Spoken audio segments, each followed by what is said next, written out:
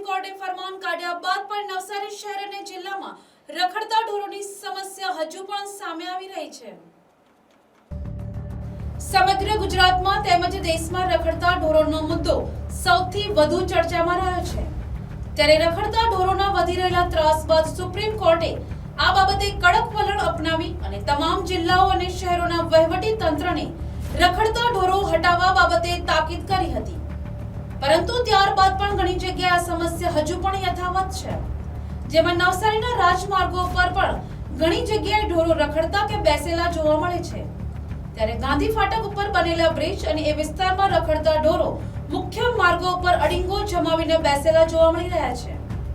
ત્યારે રાત્રિના સમયે પૂરપાટ ગતિએ જતા વાહન ચાલકો જો આ બેસેલા ઢોરોની અડફેટે ચડે તો જીવ ગુમાવવાનો વારો આવે તેવી પરિસ્થિતિનું સર્જન થયું છે।